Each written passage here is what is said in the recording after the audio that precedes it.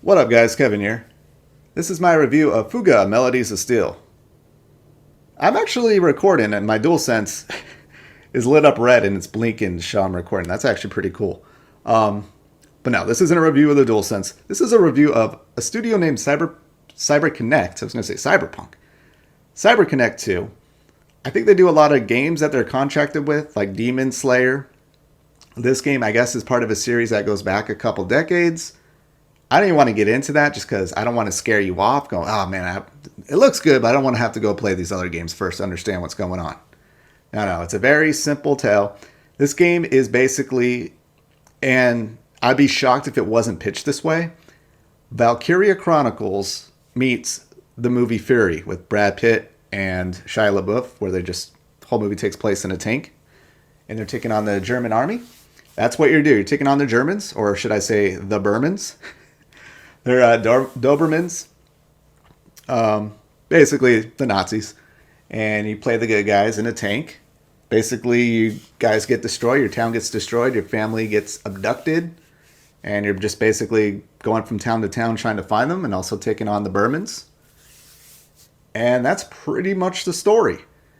Now, what I really appreciate this game is you're looking at it like, man, this game looks pretty complex. And yeah, I enjoy these type of games, but they can be pretty complex at times to where I'm like, man, the last thing I want to do at the end of the day is just think, you know? I just want to relax and play video games. This game, they take all the thinking out of it as much as possible while still giving you the tools to let you make your own decision to where you feel like, I did that. I made that decision. I made that move. I saved all my cutesy, furry little animals. And it feels good. There's no really overthinking. Everything is kind of on rails, or should I say on treads, because you're in a tank. Really, the only decision in terms of where you're going is the game is divided up by like 11 or 12 chapters. As you can see here, there's different paths. So there's branching paths, which is like easy, normal, or safe, normal, and dangerous. And the whole game, I did the dangerous route, and which kind of puts it on hard mode. I don't think there is a difficulty setting, but you do get a lot more rewards. You get more experience that I think you're really crippling yourself if you take even the normal or safe routes throughout the game. Don't have to worry about dying. I died twice. That was mainly because I was probably tired at the end of my play session. I just kept spamming the regular attack button and not really paying attention or changing my strategy up too much. Which, if you do that, you stay on your strategy and it's very simple. That you shouldn't really die. However, the game, you will suffer status ailments that are very debilitating. If your HP goes under halfway, you lose morale and people get feared, people get knocked out, and things can go south really quick, which only happened once, but the game does keep you on your toes, and it does get, I wouldn't say harder towards the end of the game, but you got to start using, pretty much go all out on your SP, which I did.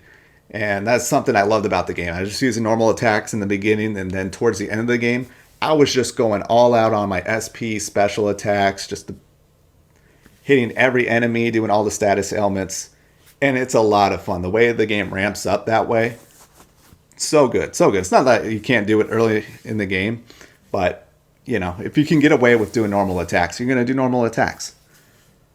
The biggest draw maybe to this game is the soul cannon.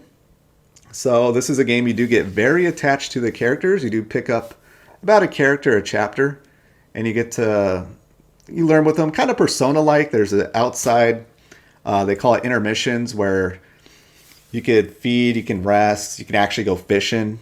There's this little kind of tomb raiding game where you can get some scrap parts, farming, all those activities help towards what you're seeing right here, to the battles, where you build up your levels when you interact with each other, or you get some status buffs when you eat, and so forth and so on.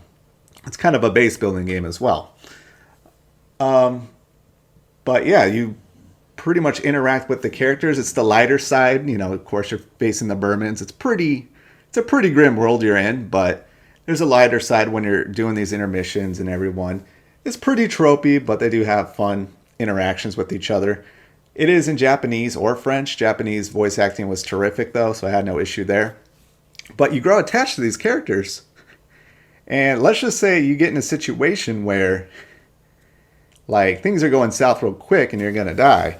And you don't want to die because you have to go back to the last intermission, which doesn't take too long. It happened twice. It took me maybe like 5-10 minutes to get back to where I was. But you do have an opportunity to use a soul cannon, and basically you choose one of your furry little creature animals that you've grown attached to, even the ones you don't like. Looking at you, Kyle. You're like, yo, I'm going to have to sacrifice this person. Basically put them in the soul cannon. The soul beams just crush, devastate, just obliterate the enemy. Usually a boss is probably where you're going to need it. And you get to go along your happy, merry way, just without that character. They died. Now, there is a true ending where if you save all your characters, there's a true ending.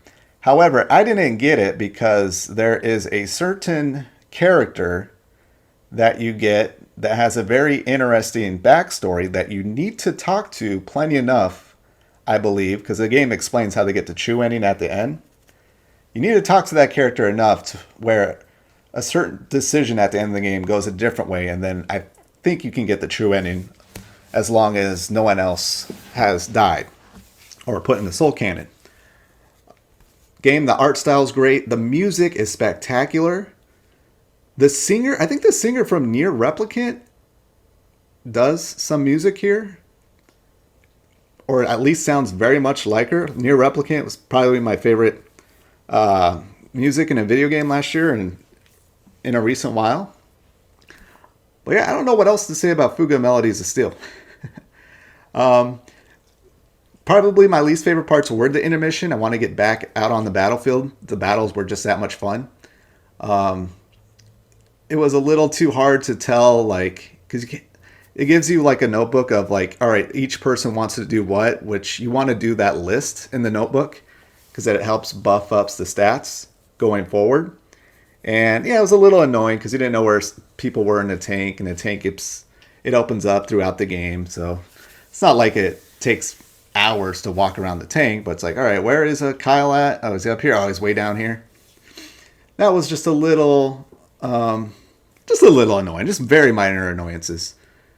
And not being able to see the path of where you're going, like I would love to see, like, all right, how many battles or when does this chapter end? Though at the same time, it kind of makes sense. Like, yeah, in a real war, you're probably not going to be able to see exactly where you're going, how many enemies are ahead of you. The town, like each chapter you start at a town, there's like a bartering system. That's probably my biggest issue is you can upgrade, your weapons and all that stuff. And it would be really nice to see like what I need to upgrade my tank or my machine gun or anything like that. Through the bartering system, I can get those parts, but I couldn't see which I needed. Unless I was missing something, like I would have to like write it down and go, all right, I'm at the start of the town. I can barter and see what parts I need to upgrade my weapons. But I mean, I got through the game just fine doing the dangerous route. Nobody died. I'm going to leave that with an asterisk. And yeah, this is my game of the year. This is going to be a hard game to beat. I know we got another year just started, but I love this game. This is a perfect 10 out of 10. I mean, I loved it. 25 hours. Probably 20 hours for most people. But doing a dangerous path, I got my money's worth. And I'm really looking forward to FUGA 2, but it sounds like the game's not selling. So I'm happy to put this review out there and just be one more positive voice for this game. And hopefully maybe a couple years from now, this game got its money back and it's a cult classic. I just don't see it happening any other way. It just has to happen. It just has to happen. This game is so great. This game is so great. Like Jim Sterling says, if history forgets Nier Automata, well, fuck history. Let's just insert FUGA Melodies of Steel with Nier Automata. That's how I feel about this game. This is a 10 out of 10. It's a perfect game. So complex, but very straightforward. I never played a game like this that was just so relaxing. There you go. I got to end it. So 10 out of 10. Love it. FUGA Melodies of Steel. Thank you guys so much for watching. I'll talk to you later. Later.